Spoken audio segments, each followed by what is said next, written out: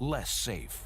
While Antifa terrorizes our cities and radical leftists call to defund the police, Biden would enact unconstitutional gun control measures, making it harder than ever to defend yourself. Bingo, you're right. Your family and your constitutional Second Amendment rights won't be safe in Joe Biden's America. I'm Donald Trump, candidate for president, and I approve this message. Paid for by Donald J. Trump for President, Inc. 8:07, Team Hochberg Traffic Center time, and Jim Talamonte. In Riverside, crews are dealing with a crash and fuel spill at 30th and Harlem. Edens Expressway outbound. Your traffic slow from Montrose to Cicero. The trip time is 18 minutes from Montrose to Lake Cook. Inbound, it's 17. Inbound Kennedy, scattered delays start at Canfield. Drive time is 28 minutes, O'Hare to downtown. Express lane save a minute or two. Outbound, it's 25 minutes downtown to O'Hare. Inbound Eisenhower, 33 minutes, 390 to downtown. Outbound, 32. Inbound Stevenson, 31 minutes, 355 to the drive. The ride is 19 minutes from 95th to downtown. Lakeshore Drive northbound, there's congestion, 18th Drive to Roosevelt. That's traffic. I'm Jim Talamonte on AM 560, The Answer. Chicago's Morning Answer continues next. Your official Chicagoland weather forecast. In the AM 560 Weather Center, our meteorologist Steve Williams. Could see a shower this morning. Otherwise, it'll be cloudy, chilly today, the high 44. Chilly, cloudy night tonight, low 33. For tomorrow, clouds will give way to some sun, the high 42. Sunny, milder Wednesday, the high 52. I'm Steve Williams on AM 560, The Answer. 35 degrees at O'Hare, 38 Lakefront. Next news at 8:30. Chicago's Morning Answer with Dan and Amy continues next on AM 560, The Answer. Listen to AM 560, The Answer, online at 560theanswer.com, on the AM 560 mobile app, on your Alexa-powered smart speaker, on TuneIn, iHeart, and radio.com.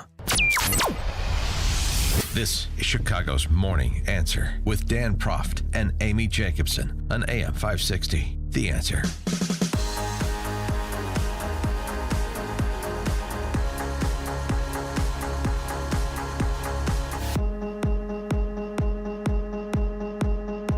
Good morning, Dan and Amy. Joe Biden saying over the weekend, look, this election is a test of character. His character versus the character of George W. Bush. This is the most consequential, not because I'm running, but because who I'm running against. This is the most consequential election in a long time. And the character of the country, in my view, is literally on the ballot. What kind of country we're going to be. 4 more years of George, he's going to find ourselves in a position where if Trump gets elected, we're going to be in a different world. Wait, who am I running against? Look, I agree. I don't think George W. Bush has earned a third term. So I think Joe Biden makes a point there. In addition to that offering from Biden, this offering from the left on the occasion of Amy Coney Barrett's confirmation today, 2 former liberal Supreme Court clerks writing the New York Times. We were clerks at the Supreme Court. Its legitimacy is now in question. We face a situation that Democrats may understandably find near impossible to swallow. The Supreme Court vacancy being filled a week before a presidential election by a minority-elected president facing an improbable re-election, and a Senate that denied Obama, who was popularly elected twice, the right to fill a seat in an almost identical situation. These 2 were that penned this were Supreme Court clerks. That's remarkable.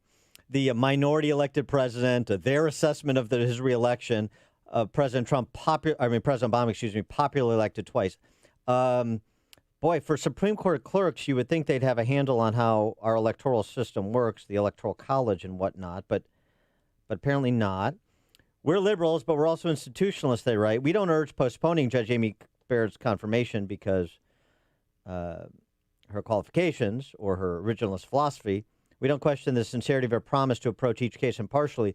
Our concerns run deeper, that regardless of how or why Barrett would vote on the momentous issues that would come before, the court's decisions won't be accepted. Won't be accepted. Well, right.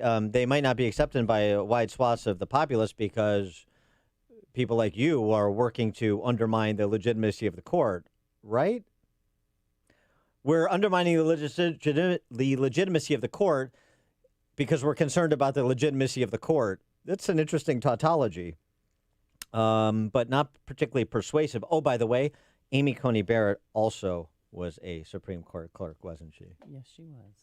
For more on all this, we're pleased to be joined by former United States Senator from South Carolina, Jim DeMint.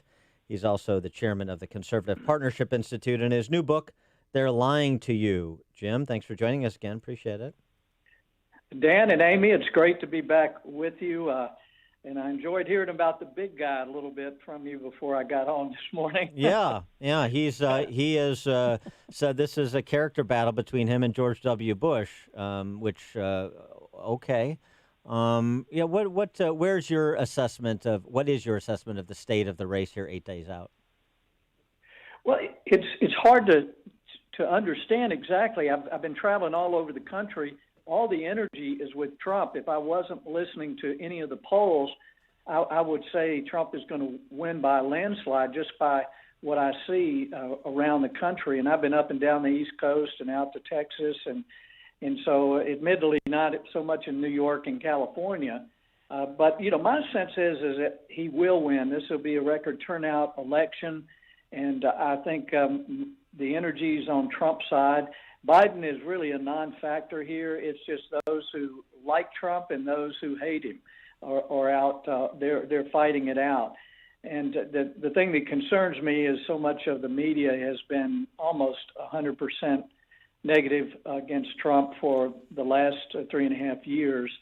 So I'll be real proud of Americans if they can see through all of that. Well, what concerns me is what you just said, which is that it's totally a referendum on Trump rather than at least partially an assessment of, am I really comfortable turning the keys of the country over to Biden and Harris?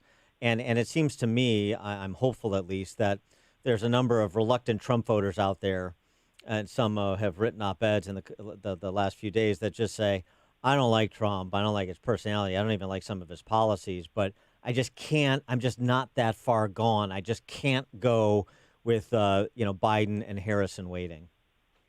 Yeah, I think a lot of people will come to that conclusion, Dan. So I'm cautiously optimistic at this point. I really think it would be a tragedy. I know I'm biased in the sense of the policies I care about, but I've served with Joe Biden, and the facts about what he was doing with foreign policy and his family, it's hard to dismiss those. I mean, I question everything I'm getting now from any source, but all the points come in, they converge in effect, saying the same thing about Hunter Biden and Joe Biden and his family.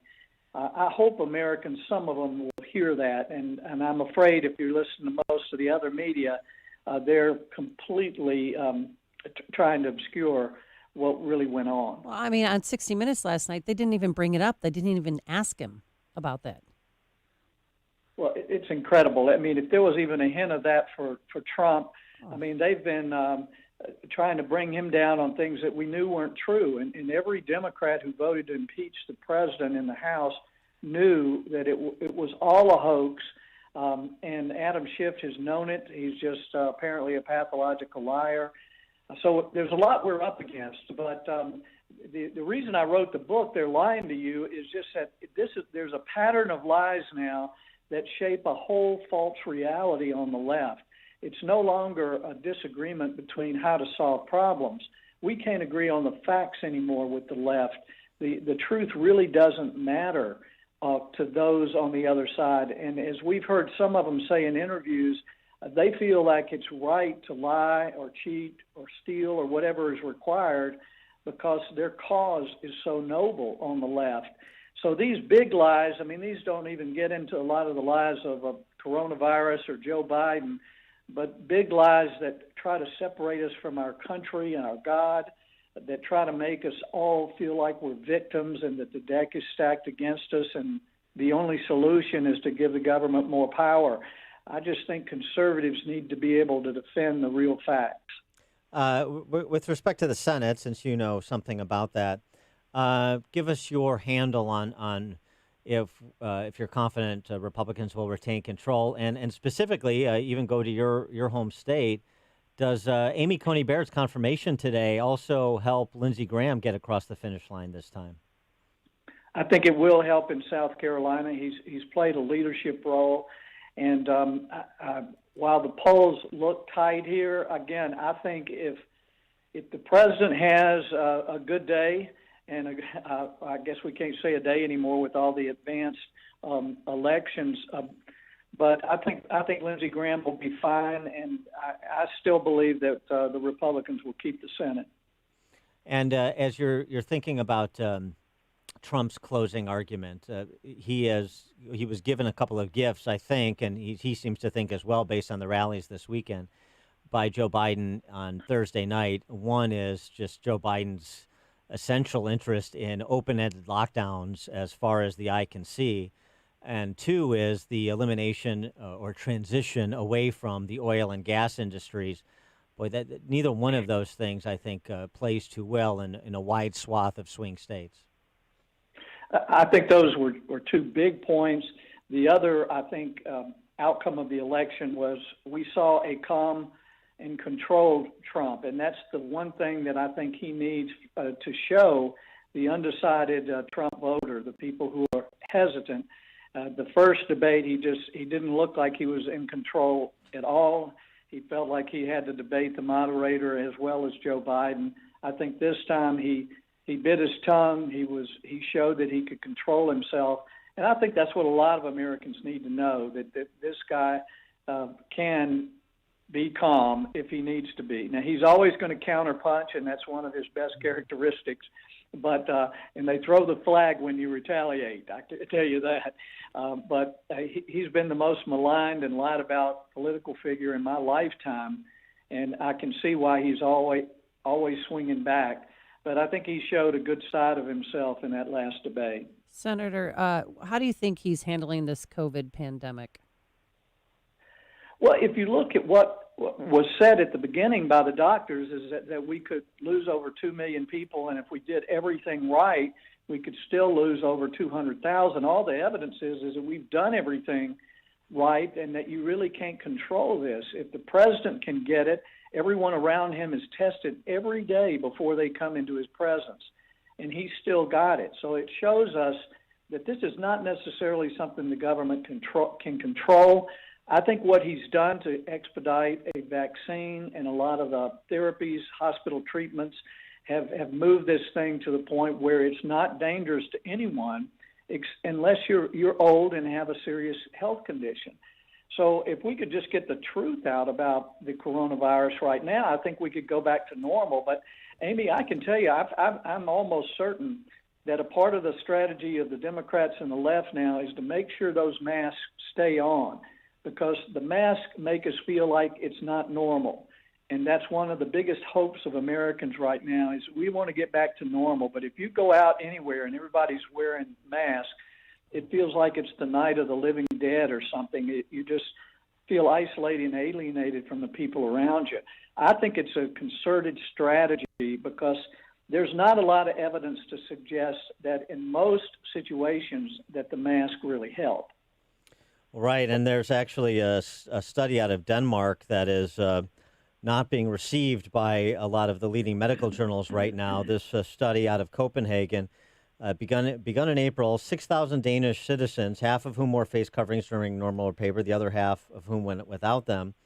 And the study that's awaiting publication, rejected by the Lancet, the New England Journal of Medicine, JAMA, and the Danish scientists who conducted this study are a bit perplexed and unhappy about the delay in the publication of their study. It seems like there's some ideology behind the mask policy that is resistant to science. It seems very similar to the climate change debate, whereas we've come to our position, the debate is settled, we don't want to hear any more science that may run counter to our position. You're right. 80% of the people who get coronavirus say they were very conscientious about wearing masks. And one of the chapters in my book, one of the big lies, is that climate change is the greatest threat to mankind. I mean, all you need is a few simple facts, like carbon dioxide makes up 0.04% of our atmosphere, and less than half of that is man-made. And if you just look at statistics, it's virtually impossible for that kind of trace element to change the temperature on Earth. Yet we're not even willing to discuss it, and any scientist who finds otherwise is going to find themselves defunded. We've got to address the lies of the left, because the whole idea of these lies is to get more power for the elites who don't wear the mask, who don't follow rules, but they just want all the rest of us to do it. Speaking of power, President Trump has also shifted, something I've been advocating he do for some time. On the campaign trail, the rally in Waukesha, Wisconsin this weekend that I was actually at, he talked about the deep state being deeper than he thought, the swamp being deeper than he thought. And I wonder, as somebody who's been on the inside of oversight of these agencies, the FBI under Christopher Wray, the CIA under Gina Haspel, they don't seem to have been too cooperative with the Chuck Grassley's and the Ron Johnsons of the world on a range of issues. And it seems like if President Trump wins a second term, he maybe should have learned the lesson from his choices with respect to Jim Comey to not replace him immediately. And he should replace the upper echelon of some of these law enforcement and spy agencies, in my view. What's yours? Well, I agree with you, and I think President Trump agrees as well. When he first came in, he acted more like a CEO who keeps the people around him. In politics, you can't do that, particularly at the presidential level, because a lot of the folks were brought in to push a whole different point of view. So I think you'll see the president replacing a lot of holdovers from the Obama years, a lot of political appointees that he did not dismiss when he first came. And I think you'll see a lot more people around him that support his agenda. So a second term of Trump, I think it could be very successful. We've got a lot to do on the fiscal front. We've spent a lot of money and created a lot more debt, and that's something we've got to get a handle on. But I'm optimistic. If the president gets reelected, which I think he will be, you're going to see a great team around him this time. He is former United States Senator Jim DeMint, chairman of the Conservative Partnership Institute and author of the new book, They're Lying to You. Senator DeMint, thanks for joining us. Appreciate it. Thank you both. Thank you. And he joined us on our turnkey.pro answer line. Listen to Dan and Amy on your smartphone. Download the AM560 mobile app today at 560theanswer.com/mobile. The following is a paid political announcement. Indiana is ready to rebuild. And as our state senator, Ed Charbonneau's helping our state build back stronger. Our children are our future, which is why Ed Charbonneau prioritizes Indiana education. Charbonneau voted to spend more than half of every dollar in the state budget